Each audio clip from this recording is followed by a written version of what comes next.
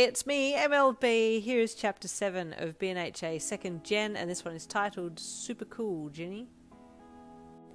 No! Jinny screamed, jumping up in her seat and covering her mouth with her hands, fear written all over her face as she watched Chi clutch the arrow as it remained embedded into his thigh. It's okay, Soshi lied, trying to placate her with his words as he stood up beside her. He'll be fine. He can get it out. The pair watched, mortified, as Chi tried to remove the arrow but couldn't, his breaths becoming shorter and sharper as blood soaked his pants. Stop the fight! Stop it! Jinny cried at the screen. They can't do this to him! She turned to run out the door, but Soshi grabbed her arm. Jin, you can't just run out there. This is an official match. Don't worry, they'll stop it if they can see it's going too far.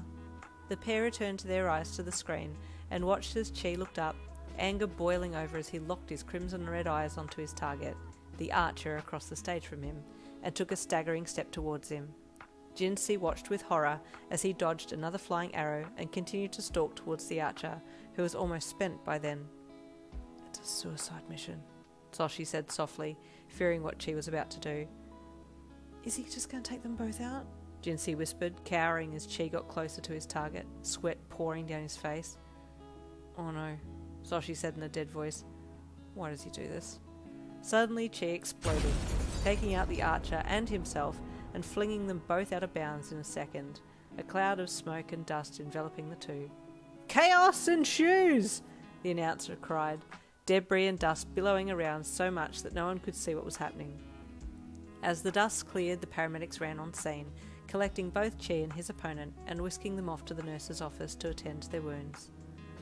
So, who won that round? Soshi asked no one in particular. No one, I guess, Jinsei replied. I want to go and see Chi, she added. He'll be okay, Soshi said. No, she replied in a quivering tone. I want to go and see him. Now. Soshi looked at her, his iridescent orange eyes filling with worry as he looked into her despairing brown ones. Hey, he said softly, still holding her arm. He'll... No, she replied sharply. I need to see him. Overcome with emotion, she turned and ran from the room, leaving him there at the TV as she tore out and down the hall, running for the nurse's office. As she rounded the corner, she ran headfirst into someone, and they grabbed her before she could fall over. Oh, I'm sorry, She froze as she looked up into the handsome face of the winged hero Condor, his gorgeous white wings casting a shadow over both her and himself. Hey, he said with a lopsided smile. You okay? Did a great job out there today. I saw your fight. Kirishima, isn't it? Condor said. Jinsei opened and closed her mouth multiple times before deciding to just nod instead. Keep up that fighting spirit, he added as he let go of her shoulders. Thank you, Condor. I'm your huge fan. I mean, I'm like a big fan, but not too big in a weird way, but just like I love you so much. Oh no, but not love you as in love you, but Condor chuckled and patted her on the head sympathetically. Hey, it's fine. I'm just a regular guy, he replied, but with wings. Jinsei let out the most unhinged cackle she'd ever heard come from herself and immediately slapped a hand over her mouth with embarrassment. Oh, I'm so sorry, it was so weird. Oh. It's fine. Nice to have talked to you. We're off now, he said as he jerked his head towards Kanaka, who was standing beside him with his black lower face mask on. Oh, Seismic Kana! Jinsei gasped.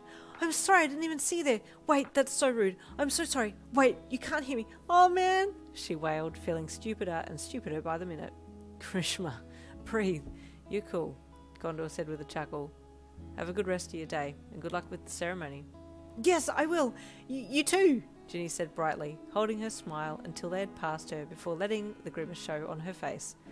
I just made a total idiot of myself, she wailed internally. So much for looking cool.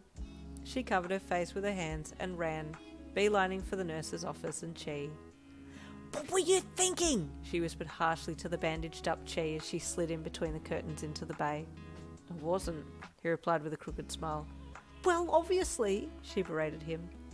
I figured if I wasn't going to win, then I was going to take that bastard out with me, he said with a devious smirk. And you did, you idiot, she replied with a small smile and a head shake. Are you okay? I was worried about you. She blushed and looked away. You were worried? Yeah, of course, Jinny replied sassily. You're one of my best friends. Of course I'm going to be worried. Chi's face fell. Best friend. he thought with disdain at the word. Yeah, well, I'm fine, he replied, and I lost, so now we're even. I don't care about any of that. I'm just glad you're okay, she replied, reaching out to caress his bandages. Is your leg okay? She asked as she placed a hand on it. Yeah, why? He stammered. Because you had a flippin' arrow in it, that's why, she grunted. I saw you trying to pull it out. Yeah, and I couldn't because of the shape of the arrowhead, he replied. Friggin' hurt.